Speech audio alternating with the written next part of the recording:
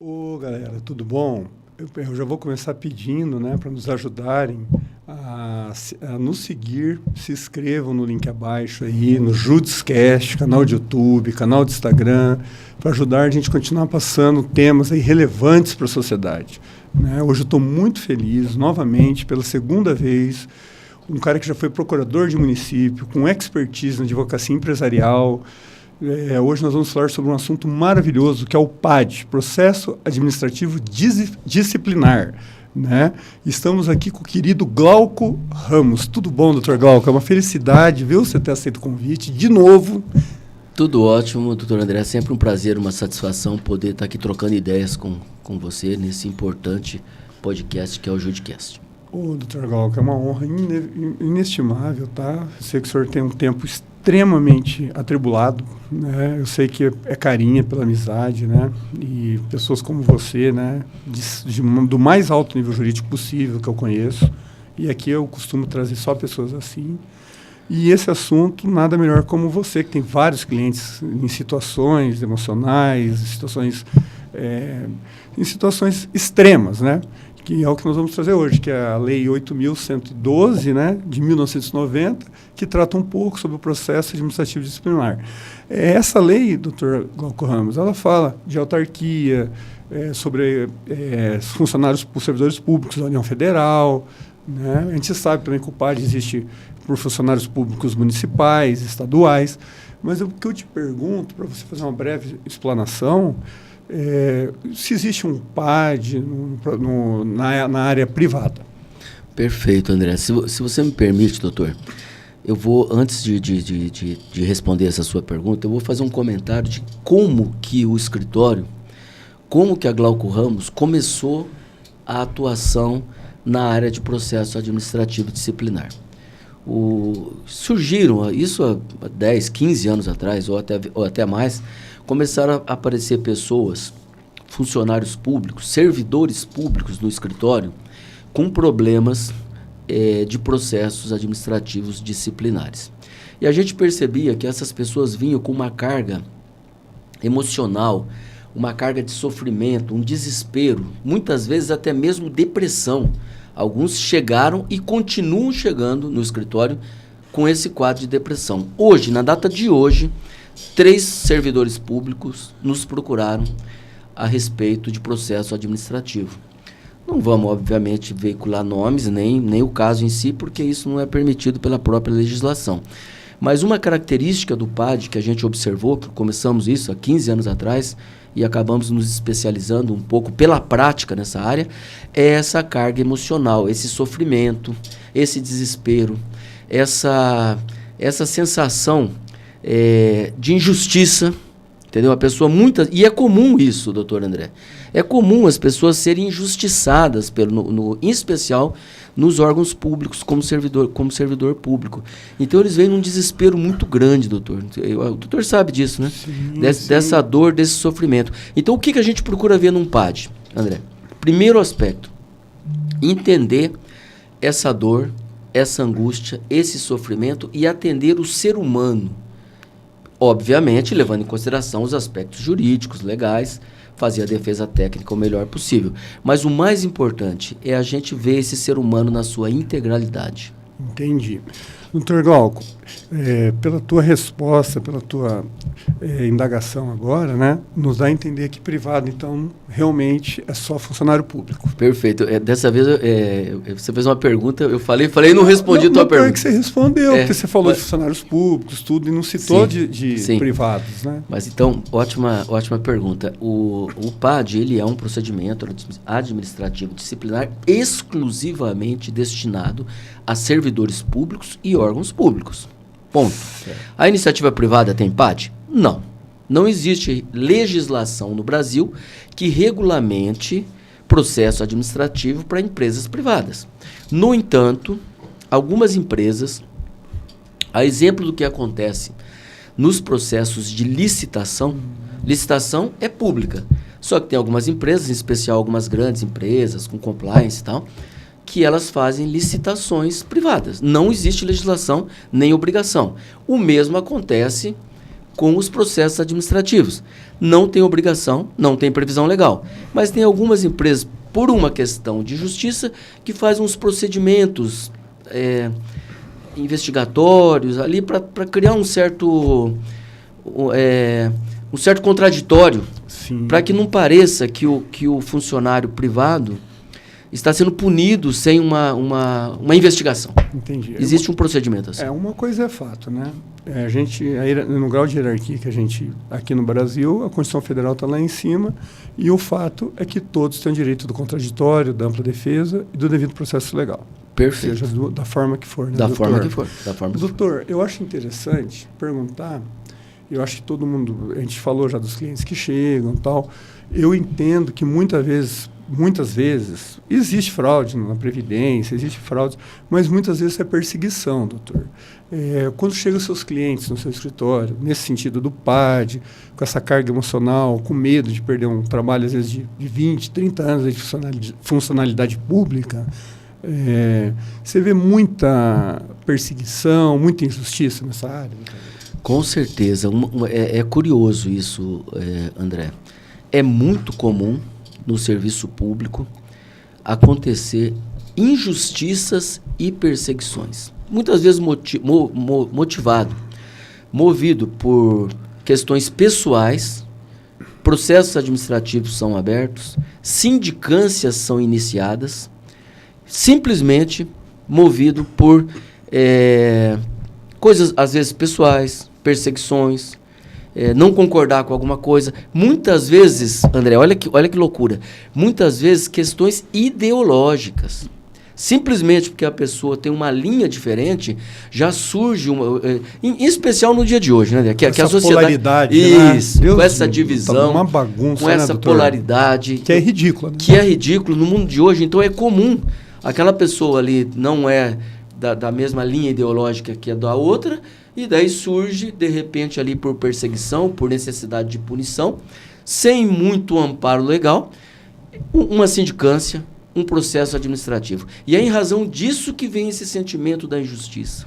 Sim. Doutor, vamos lá. Vou falar um pouquinho mais técnico, mas acho que todo mundo vai entender, porque todo mundo trabalha, né? Tem vários funcionários públicos que nos assistem e continuam nos assistindo e se inscrevendo. Depois nós vamos passar também todos os dados do escritório do Dr. Glauco Ramos, que é um escritório que eu tenho parceria, que eu acredito. Pessoal, trago aqui quem eu acredito, né, doutor? É óbvio, né? Com certeza. Então, assim, vamos lá voltar um pouquinho lá atrás, dentro do PAD mesmo. É um processo administrativo, como o próprio nome diz, né? Regido grande parte pela Lei 8.112 de 1990. Porém, doutor, como é que é formada essa comissão? É de 3 a 5 pessoas? Tem que ter um presidente? Excelente pergunta, André. Muito boa pergunta. O PAD, hoje, eu vou comentar um caso concreto. Hoje entrou um cliente, um médico de um hospital público, e ele foi chamado numa sala e falou, a respeito esse fato, o que você tem a dizer? Ou seja, um procedimento, doutor, que o doutor sabe melhor que eu. Não, que é isso. Um procedimento ilegal. Porque o PAD, conforme você acabou de colocar, ele tem que haver, primeiramente, uma portaria de instauração. Sim. Entendeu? Pelo superior hierárquico responsável. Ele tem 3 fases, doutor: instauração, inquérito e julgamento, né? Perfeito. Então, na instauração, tem que haver a portaria de instauração. Tem que haver essa nomeação dessa comissão que você acabou de mencionar. Né, que é onde entra a comissão, acredito. Isso, uma comissão que, dependendo do caso, de 3 a 5 membros. Esses membros podem ser impugnados por suspeição ou não, ou seja, tem que haver a publicidade da portaria e da comissão, que é a fase de instauração, que você acabou de comentar. Então, nesse procedimento de hoje que o médico nos procurou, não houve nada. Eles chamaram ele lá e falaram, sobre isso. O que você tem a dizer? Isso é ilegal, porque viola o princípio do contraditório e da ampla defesa. Isso gera nulidade sempre. Gera nulidade sempre. Porque como que um servidor público E nulidade absoluta, né? Anulabilidade, não nem ato inexistente, é nulidade mesmo. Todos os atos são... Perfeito. Como que um servidor pode se manifestar sobre algo que ele não tem conhecimento? Exato. Ele não recebeu a portaria, ele não recebeu a denúncia, ele não tem conhecimento de quem o acusou. É obrigatório esses três esse procedimento de 3 etapas. Perfeitamente. Né? E daí, doutor, essa comissão geralmente é dentro do próprio órgão. Eu vejo uma possibilidade, né, de terceirizar isso, às vezes, a obrigação, em caso de um órgão que tem uma corregedoria, por exemplo. Nesse caso, o que seria? Não, exatamente. A comissão ela é interna e ela é composta por servidores do próprio órgão. Pode ser, até em alguns casos, da corregedoria, depende da normativa interna de cada órgão. Porque, na verdade, o PAD serve para tudo, né? Para todos os órgãos públicos, quer seja estadual, municipal ou federal. Então, existe a Lei 8.112, que o doutor trouxe com muita propriedade. Ela regulamenta, é uma lei geral, que regulamenta os órgãos federais. Então, cada órgão, às vezes não, mas no mais das vezes tem legislações próprias específicas. Sim. É que eu lembrei até mas, enfim, tem muitos casos que é a corregedoria que vai julgar, né? Porque eles escolhem a parte do julgamento, né? E a parte de nulidade, obviamente, é na justiça normal, que eu vou entrar nesse assunto já, mas antes eu quero fazer uma pergunta muito interessante. Apareceu 3 na data de hoje, né? Apareceu 3 casos do teu escritório. E eu pergunto, e essas pessoas, né, que estão respondendo a um processo disciplinar e não procuram uma defesa, porque na justiça, como vão nomear um advogado dativo, e no PAD, o que acontece? Excelente pergunta, André. É a mesma coisa. E vigora no nosso país o princípio do contraditório e da ampla defesa. Ou seja, ninguém pode ser condenado sem que ele possa ter exercido o seu direito de defesa. Então, se acontece de um servidor, por exemplo, ele não apresentou defesa prévia, por qualquer motivo que seja. Ele não quis apresentar, estava descontente com a vida ou simplesmente não apresentou. Da mesma forma que no procedimento judicial, o procedimento administrativo também prevê a figura do defensor dativo. Tem que haver um defensor, sob pena de nulidade absoluta do procedimento administrativo. Tá, mas nem sempre, né? Como no direito em si geral, o dativo está preparado. Eu aconselho um advogado da tua área específico, né?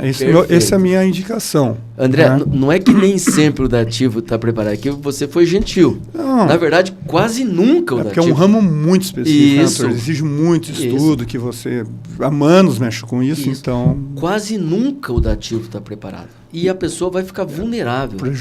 Prejudicado e pode sofrer. As consequências de um PAD, elas são tão danosas que, dependendo do caso, atinge até mesmo a aposentadoria do servidor, o tempo para a aposentadoria. Ou seja, além dele perder o emprego, perder a renda, ele pode perder o direito de se aposentar, sem contar que ele perde também o direito de participar de outros concursos. É uma tragédia, André. Você sabe disso. Sim. É uma tragédia. É um negócio assim que é avassalador na vida de um servidor. Então, doutor Glauco, a gente sabe, falar um pouquinho mais técnico agora, né? Existe o PED, a gente sabe que existe a sindicância também. A sindicância, em regra, é 30 dias mais 30. E já o PED, processo administrativo disciplinar, é 60 dias mais prorrogável por 60 e 20 dias para julgar, que a gente sabe que nunca é respeitado esse prazo. Nunca é respeitado. Eu vou lhe perguntar algumas coisas agora, tá? Para você explanar bem. A diferença, né, da sindicância e do PAD em si. Depois eu faço outra pergunta. Qual é a maior diferença e por que tantas vezes, eu sei que tem um acúmulo enorme de processos, as pessoas acham que não, mas tem, né, como chegou 3 casos hoje para o senhor, tem vários casos, né? Então, muitas vezes é impossível cumprir esse caso. Mas sim, fala a diferença e por que e quando é afetado exaurir esse tempo, né? Perfeito. Se prolongar muito. Perfeito. A sindicância é como se, assim, mal comparado, seria, comparando com a área penal e o processo administrativo, ele segue o direito penal, a sindicância seria algo equiparável ao inquérito policial.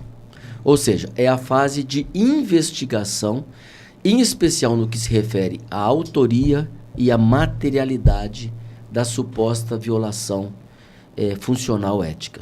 Então, a sindicância seria a investigação. Nos casos em que não está definida a autoria e materialidade, é necessária a sindicância. Investiga, ouve-se, se for o caso, testemunhas, buscam-se as provas a fim de poder, se a sindicância relatar, né, vamos dizer assim, relatar pela existência da materialidade e da autoria, é iniciado o procedimento administrativo, que nada mais é, comparando com a justiça, seria o processo penal em si. Então, sindicância, inquérito policial, processo administrativo disciplinar, processo judicial. Um investiga, o outro inicia o processo judicial. Essa é a principal diferença. Antes da gente explorar um tempo, me gerou uma dúvida aqui. Existe um PAD direto sem sindicância? Excelente Essa é uma pergunta. Excelente e eu sei que existem dois tipos de sindicância. Uma que é acusatória e a outra que é investigativa, que o senhor acabou de citar. A investigatória não compete, não precisa ter ampla defesa, nem o contraditório. Já a punitória já pode ter, né? Ampla defesa desde a fase já do... Comparando o inquérito e sindicância, já pode. E a pergunta que eu te faço é sobre os dois tipos de sindicância e também se pode instaurar o PAD já de via direta. Excelente pergunta, André. Quando já existe a comprovação da autoria da materialidade, o órgão público pode pular a fase de investigação, porque já está demonstrado, não precisa investigar. Já existe provas, entendeu? Filmes, imagens, vídeos, documentos da comprovação dessa violação ética. Então, nesse caso, o PAD pode ser começado imediatamente, sem haver a necessidade de fazer a sindicância, que, conforme você falou, ela pode ser investigatória ou punitiva. Se for, nesse caso, punitiva, tem que... Inquisitória, né?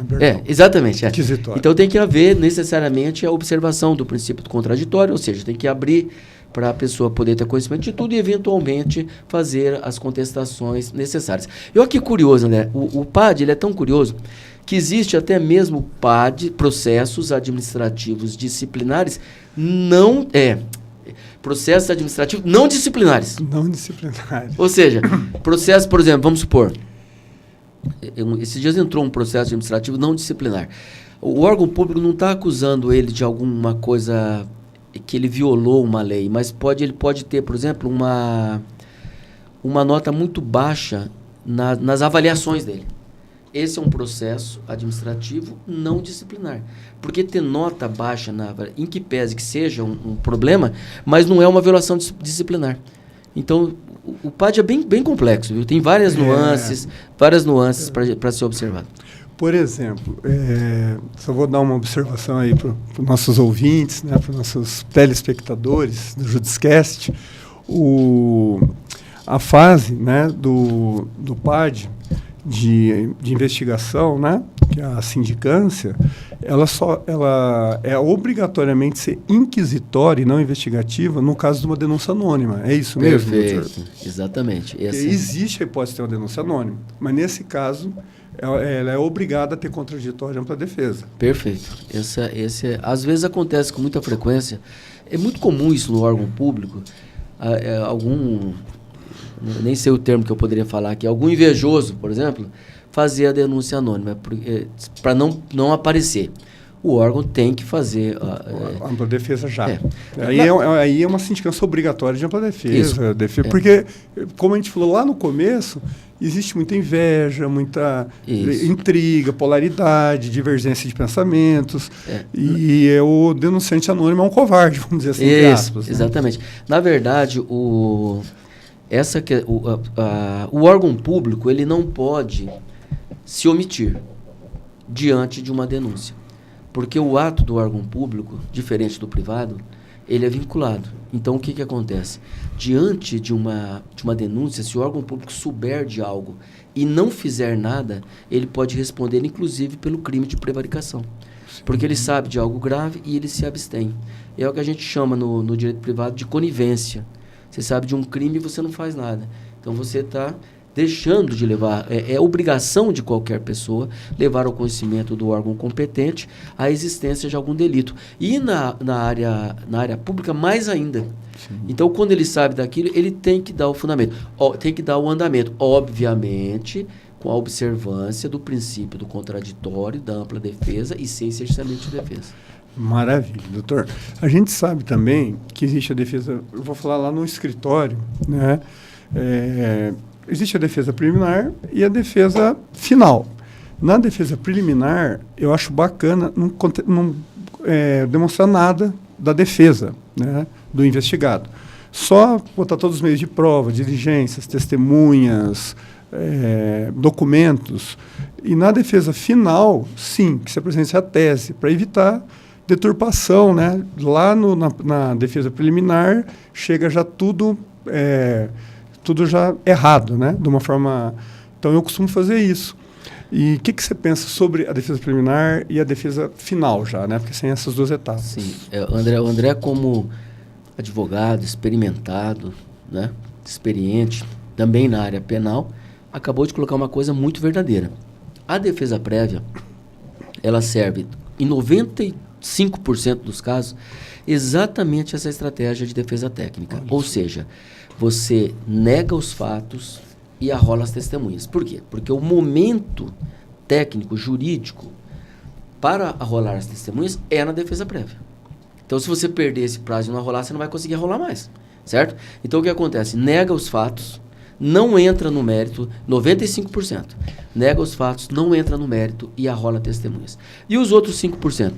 Os outros 5% ocorre quando você consegue, de pronto, sem dilação probatória, sem investigação de nada, sem investigação, sem necessidade de provas, você consegue afastar ou a autoria ou a materialidade. Então, nesse caso, vale a pena, mesmo na defesa prévia, a fim de buscar um arquivamento liminar, vale a pena você já entrar na questão de mérito e falar, olha, vamos supor, vou falar aqui, o servidor público está sendo acusado de ter feito tal conduta no órgão onde ele está lotado, mas ele não estava no órgão, ele estava em viagem.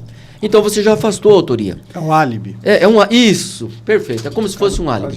Eu faço fonologia, doutor. Faço suas minhas palavras no processo criminal, como criminalista que sou, sim, a resposta à acusação, que é onde ali a gente não apresenta nada, só testemunhas. Perfeito. Né, seria uma analogia perfeita, eu acredito. Analogia perfeita. Então, 95% é isso mesmo. Agora, nesses 5 restantes, se o advogado, no caso, e é por isso que o servidor público tem que buscar não somente um advogado, doutor, tem que buscar um advogado especialista em procedimento administrativo disciplinar. É muito sério. Porque isso é muito sério. O que estraga a nossa profissão, com todo respeito aos advogados que eu venero, que eu admiro, você é um deles, sem sombra de dúvidas. Muito obrigado. Né? Mas, infelizmente, tem alguns colegas nossos que acabam generalizando, advogados pegam aquelas más famas, advogado é isso, advogado é aquilo. E, na verdade, os advogados têm que ter especialidade, gente. Não pega clínico geral, não pega gente... É proibido, né? Trabalhar com resultados, com promessas que vai fazer. Isso não existe no direito. É crime ético. Enfim, procure um especialista para não pagar 2 vezes, porque já chega no escritório gente extremamente assim, prejudicada, processualmente falando, com o advogado que está procurando remendar. E remendar é muito mais difícil do que começar do zero e fazer tudo bem feito. Gente, essa é a dica que eu dou, né, doutor? Perfeito, André. E daí, finalizando a tua colocação, superada a defesa prévia, quer seja nesse estilo de você simplesmente negar os fatos e arrolar a testemunha, ou entrar no mérito visando a extinção, vai chegar na defesa verdadeira, que é a defesa mais densa, a defesa em que você vai ter toda a sua argumentação, a defesa em que toda a instrução do que ocorreu na instrução, você vai poder colocar isso como prova, que é a defesa final. Né? Que é o que acontece também no processo. Instrução e julgamento seria o caso. Isso, né? Exatamente. Que é o que acontece também no processo crime, né? Que o doutor é especialista nessa parte mais penal. Sim. É o que acontece nessa defesa final, que o réu é o último a falar, né? Na área acusação, penal. Isso. Defesa, então, do júri ainda tem a réplica, tréplica, bem isso. Exatamente. E no processo administrativo, esse acusado também é o último a falar. Daí ele faz essa defesa, junta todas as suas provas, demonstra a sua... busca demonstrar a sua inocência para que possa ser feito o relatório final e o julgamento. Interessante, doutor. Perfeito. Vamos voltar lá atrás, né, que a gente abriu uma aspas para falar tudo isso que a gente falou na questão temporal. 60 dias, prorrogável mais 60, e 20 dias para o julgamento. Isso. É muito corriqueiro, por várias alegações do servidor público em geral, né? alega que está amarrotado de processo, que é isso, que é aquilo, e esse prazo nem sempre é respeitado. E eu vejo muito, eu vejo assim, estudando, né, de forma didática, eu vejo muito, através das minhas leituras, casos indo para a justiça, normal mesmo, o órgão jurisdicional, o órgão judiciário, pedindo nulidade, quando esse tempo se extrapola muito e afeta a defesa, o contraditório para a defesa que a gente falou. Em que situações que o tempo extrapola e, em regra, não causa nulidade nenhuma. Mas eu vi que vários casos que causam. Né? Eu vou até te falar o caso de uma professora depois, mas me explique. Você Perfeito. Que é especialista, né? Eu sou só um estudioso, né? E sou criminalista. Sim. Perfeito. Excelente pergunta, André. Excelente pergunta. É muito comum, mas é muito comum mesmo os prazos legais extrapolar. O que o órgão público tem que fazer nesse caso? Ele tem que requerer uma dilação desse prazo. Então, ele vê que vai extrapolar os 30 dias, ele tem que requerer. Ou se for no PAD, ele percebe que vai extrapolar, ele tem que requerer o prazo antes do vencimento do prazo. Os tribunais hoje, eles não estão aceitando muito, infelizmente, a nulidade com base exclusivamente no excesso de prazo, veja bem, sem que haja prejuízo para a parte. Mas se houver o prejuízo, sim, você consegue reparar e buscar a nulidade, inclusive anular o procedimento inteiro do processo administrativo por excesso de prazo, desde que haja prejuízo para a parte. E isso mas é tão comum, doutor, mas assim, eu estou para te dizer que são raros, mas raríssimos os casos em que o poder público consegue observar os prazos. Daí o que cabe? Entre as soluções, o doutor sabe disso, Sim. Mandado de segurança por abuso de autoridade, se você não está fora do seu prazo. E isso acontece também nos inquéritos, não acontece? O inquérito, eles vão pedir... Alegações delegado... finais, tinha que é 5 dias, mas é uma peça indispensável. Se ficar 1 ano, é obrigado a ter aquela peça. Isso, mas nos inquéritos, o delegado vai pedindo prazo, não vai? Nossa, vai. E a justiça vai concedendo novo prazo? Sim, e é muito comum, porque aparece diligência, aparece novas provas, perícia, né? É a mesma coisa, né? É a mesma coisa no procedimento administrativo, entendeu? Só que no procedimento administrativo, dependendo da forma como esses prazos estão sendo extrapolados, é possível conseguir uma nulidade do procedimento inteiro. Anulou o procedimento inteiro, então... o servidor está resolvido? Não. O órgão pode iniciar um novo procedimento. Entendi. Não é verdade? Com certeza. Só que daí esse novo vai ter que observar os prazos, obviamente. Né? Eu vi um caso concreto que existiu de fato, uma nulidade absoluta foi no seguinte caso, era uma servidora pública, era um caso de inassuidade dela, que ela estava faltando muita amorosidade, estava com muitas faltas e entraram com PAD contra ela, né? E esse prazo foi se alongando. E nesse meio tempo... digitalizaram o colégio público que ela lá lecionava, digitalizaram e não fizeram o backup dos bate-pontos antigos. Né? O que aconteceu? Prejudicou o contraditório para a defesa. Esse caso foi nulo por erro mesmo. Perfeito. Né? O que a gente consegue, André, de nulidades nesses casos graças a Deus, né? Ainda bem que tem que ser assim, né? Porque a legalidade e a justiça tem que ser restaurada. Tem muita gente que fala que nulidade é um vício, né? Mas, na verdade, eu vejo como uma falta de observância uma norma jurídica que tem que ser observada, né? É mais do que um vício, né? Ministro Gilmar Mendes, do Supremo Tribunal Federal, ele tem uma frase, mais ou menos, tá? Que eu não vou lembrar exatamente, ele tem uma frase assim, você não combate a bandidagem sendo bandido. É mais ou menos isso, não se combate a criminalidade cometendo coisas erradas. Você não pode fazer coisa errada para você tentar fazer justiça. Não se faz justiça agindo formalmente, mesmo que formalmente, no processo, agindo de forma equivocada. Então, quer fazer justiça? Então, os prazos têm que ser observados. As formalidades legais têm que ser observadas. A portaria tem que ser feita de forma correta. A indicação da comissão que vai fazer a análise e o julgamento tem que ser feito de forma correta. Tem que ser dada a publicidade para que a parte possa impugnar, inclusive, por suspeição, eventuais membros da comissão. Exemplo, tem um, entre aspas, inimigo do servidor na comissão. Ele pode fazer a impugnação. Entendeu? Juntar as provas, como acontece na justiça de um modo geral. É o que acontece. Então, quer punir algum servidor por algum erro, todos somos seres humanos, todo mundo comete erro. Então, quer punir, tem que fazer da forma correta. Sim. Aí, o juiz, né, no órgão judiciário, é imparcial. E a nossa comissão, para ser formada, para fazer a sindicância, ou o PAD em si, é formada de 3 a 5 pessoas. E tem a figura do presidente, tem a figura do secretário também. Isso. Mas a do presidente, eu acho interessante que ele, dentro do trabalho que ali está, ele tem que estar em grau hierárquico, né? Igual ou superior para ele ser o presidente. Ou, não é ele, né? Ou ter o mesmo nível de escolaridade ou superior. Perfeito. Essas duas formas o cara pode ser o presidente. É uma curiosidade que eu estudei, mas assim, eu vejo isso comparando com o judiciário, que a gente está fazendo essa analogia bastante hoje, como a imparcialidade do juiz. Dessa forma, de escolher o presidente, você acha que existe imparcialidade? Então, é perfeita essa colocação, e a gente entende até o sentido dessa questão de ser igual ou superior hierarquicamente. Mal comparado, eu vou fazer uma comparação com o judiciário. Sim, claro. Que é a questão do foro por prerrogativa de função, que é o foro privilegiado.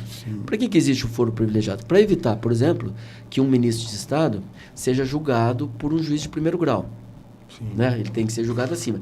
Então, para evitar de um servidor muito inferior ao investigado possa julgar ele, então tem que ser igual hierarquicamente ou superior.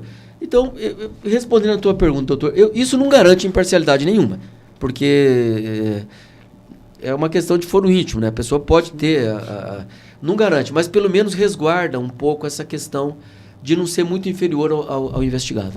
Entendi.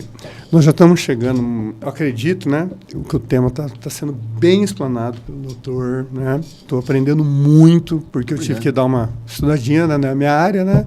Mas eu tive que dar uma estudadinha para falar com monstros de direitos, monstro sagrado. Muito obrigado. E estudou bem, doutor, porque está trazendo todas as informações corretas. Parabéns. Eu me esforço muito. Parabéns. Porque seria uma desfeito com o meu convidado, né? Eu convidei, eu tenho que me preparar, né, Parabéns. doutor? E você sempre bem com temas. O outro foi sobre as holdings, né, que você explicou muito bem. Em 2019 teve a Lei de Liberdade Econômica. Perfeito. Aí você faz a blindagem, transformando ela em SA, que possibilitou, falando do Paulo Guedes, sempre trazendo assuntos maravilhosos. Agora, eu ia te pedir, é óbvio, né, pela ética, por tudo, né, entre cliente e advogado, se você falasse um caso concreto que chamou muita atenção dentro do PAD, né, nesse universo todo. Vamos falar assim, em tese, né? Porque o advogado não pode falar de caso concreto, que nem juiz, né? Juiz você não pode comentar de caso concreto, né? Sim, não. Mas teve um caso curioso de um profissional da área de saúde do estado de São Paulo, que sofreu uma sindicância, um PAD, e foi condenado, entendeu? Foi condenado a perda da função num hospital público de São Paulo. E nós tivemos a satisfação e a felicidade de fazer uma defesa e descobrir que a sindicância, o procedimento da sindicância sequer existia formalmente. Nossa. Ou seja, uma sindicância nula, de pleno direito, nulo. Então, nós ingressamos primeiramente com uma exibitória de documento. E a primeira coisa que nós fizemos, uma ação para que o hospital exibisse a íntegra do procedimento de sindicância. E simplesmente, já por suspeita do profissional da saúde, se confirmou na esfera judicial, o procedimento não foi apresentado, porque o procedimento não existia. É um ato inexistente. Inexistente. Não existia da forma correta, com numeração de página, com publicidade, com portaria. Não existia. Eles fizeram uma coisa lá, toque de caixa. E esse procedimento ele foi anulado integralmente. Com a anulação do PAD, obviamente, com a anulação da sindicância, teve a anulação do PAD, teve a anulação de tudo. E quando nós conseguimos essa anulação, olha que curioso, já estava prescrito. E o órgão público não conseguia entrar novamente com o mesmo procedimento. o médico, foi um médico, eu não ia falar médico, mas... Pode ser da profissão, pode ser nome, né? Eu falei um profissional da saúde. Não, mas você falou hospital também, mas assim, isso aí a gente pode falar, não tem problema nenhum. O médico foi reconduzido... Só não me fale o nome do hospital e do médico, por favor. O médico foi reconduzido à sua função e, inclusive, recebeu todos os atrasados. É uma coisa bem... Eu falei alegações finais, mas me veio uma dúvida aqui. E esse caso específico aí, que você advogou, e com certeza de maneira brilhante. Muito obrigado. Tem alguma ação regressiva, danos morais? Sim, exatamente. Ganhou os danos morais, ganhou, inclusive, a questão dos danos materiais, danos emergentes, ganhou os lucros cessantes, que é o que ele deixou de receber, porque ele foi afastado. Sim, afastado. Isso que eu ia te falar. Ele é afastado, isso, né?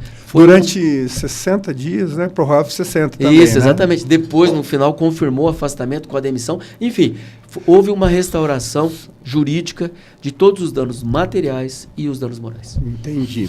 E eu vi também que a prescrição é quinquenal, é 5 anos, porém se suspende 140 dias, que é o 60 mais 60 mais 20 do julgamento. Perfeito.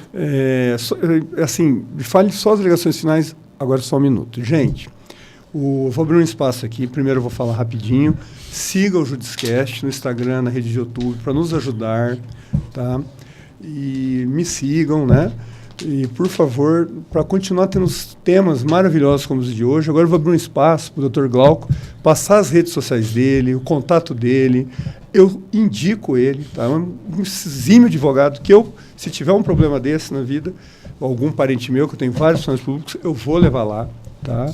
E vou abrir um espaço, doutor, agora para você dar seus contatos, fazer as alegações finais, falar com o nosso público aí tão querido, né? Perfeito. Que não está muito ainda, mas os que assistem são fiéis. Eu te agradeço imensamente, primeiro a oportunidade de estar podendo participar desse Judiscast maravilhoso, desse canal que leva esclarecimentos à população de um modo geral, com temas importantíssimos, não só esse que nós estamos discutindo aqui, mas todos os demais que você vem trazendo, os profissionais que você que estão comparecendo aqui. Quer dizer, o trabalho que você traz de divulgação, de conhecimento e de esclarecimento, ele é inestimável. Isso aí é maravilhoso, então você está de parabéns. E eu queria agradecer novamente, viu, André, a oportunidade de estar aqui com você. Honra é minha, doutor. Um não amigo, tenho dúvida disso, amigão. Um amigo, um profissional do direito brilhante, maravilhoso, sério, correto, que vem colaborando com essa divulgação, com esses esclarecimentos, com esses temas tão importantes. Quanto às nossas redes, eu vou tomar uma liberdade. Eu vou depois colocar embaixo pode colocar tudo, doutor. Do Judicast ali, porque eu faço questão, porque eu não sei. Para fugir, gente, dos péssimos advogados. Pelo amor de Deus, eu faço questão disso, porque o bom advogado tem que divulgar. Né? Porque se não divulgar, acaba colocando outro que gasta com tráfego pago, um monte de coisa, e não é um bom profissional. Isso. Porque, de verdade, se você me falar assim, qual que é o @do seu Insta? Eu não sei. Entendeu? Porque a gente tem uma agência que cuida dessa questão porque você tem muito trabalho, é um trabalhador exímio, é um trabalho artesanal, você se você fica amigo dos seus clientes, né? Porque você é um cara maravilhoso. Sim, eu agradeço, muito obrigado. Sim, então eu não sei, fala o @, eu não sei. Eu queria te fazer eu posso fazer uma coisa? Mas assim, eu sigo o Instagram dele, é Glauco Ramos Advocacia, tá? Glauco Ramos Advocacia, pode seguir, tá? Que você vai ver temas ali maravilhosos. Eu sigo ele, vejo tudo ali. Esse é o doutor André, sabe até o @ do entrevistado, coisa que nem eu sei. Poderia fazer uma finalização, André, com algumas palavras direcionadas exclusivamente aos servidores públicos, com certeza, que estão sendo nesse momento, que estão sofrendo nesse momento uma sindicância ou um processo administrativo. Eu já fui servidor público, André, trabalhei além de procurador do município, além aqui de também procurador do município de Rolândia, procurador aqui da cidade da CMTU também. Sim. Eu também já fui servidor público do banco. O cargo que está o Luciano Godoy hoje? Isso. Sim, Luciano é amigo nosso. Está convidado, viu, Luciano? Está convocado. Profissional extraordinário. Eu amo o Luciano. Foi meu veterano. Não, ele é um gênio, viu? Ele é um gênio. Já viu o isso. currículo do cara? Já. Os cursos internacionais. Ele o procurador federal. O cara olha... Ô, Luciano, você foi meu veterano na UEL, rapaz. Eu formei em 2003, ele se formou em 2001 ou 2002, se eu não me engano. Tá aí o convite, E é do cartório também, ele é o dono do cartório hoje, é o cartorário. Como o nome do cartório do Lucianinho? Mas esse sim... É o da Quintina ali, é o maior cartório ali. Esse sim, sem dúvida alguma, engrandecerá o Judicast, que já é grande, sim, já está maravilhoso. Dele, viu? Então você teve esse cargo. Não, dele, esse é extraordinário. E além disso, eu tive a oportunidade de trabalhar também no Banco do Brasil como servidor público. Então eu sei na pele... Você foi advogado do banco? Não como advogado, como servidor normal. Servidor normal, sim. Fiz o concurso público e tal. Sim, quando era bancário. Quando era bem novo e tal. Tive a oportunidade de trabalhar há alguns anos. Então eu sei e senti na pele o que é você ser servidor público. A gente sabe das agruras, do sofrimento, em especial colegas nossos, graças a Deus nunca tive processo administrativo, mas colegas tiveram, a gente sabe o sofrimento, o desespero, a depressão que o servidor público sente quando recebe um procedimento administrativo disciplinar. Então, deixar esse recado final para todos os servidores públicos, para manter a cabeça no lugar, respira. Os procedimentos e os processos e os problemas da vida, a gente só resolve olhando de frente, no olho, enfrentando esse procedimento. É óbvio, André, com um profissional adequado, com um profissional especialista na área administrativa, porque ele é muito diferente da área judicial de um modo geral. Procure um bom advogado, um advogado da área, passe todos os fatos e pelo menos a gente tem uma certeza, que será resguardado o direito, será resguardado o princípio do contraditório, da ampla defesa, entendeu? Será resguardada a questão de algum cerceamento de defesa que por acaso ocorra, e mais ainda, a defesa não se restringe à área administrativa. Para os excessos na esfera administrativa, existem os procedimentos judiciais, quer seja por mandado de segurança, por abuso de autoridade, quer seja por anulatória de ato administrativo, cumulada sempre com indenizatória e sempre se buscando a nulidade dos eventuais excessos. Parabéns, Dr. Glauco Ramos. Diante de todo o exposto, gente, eu vou falar uma frase aqui que vem na minha cabeça.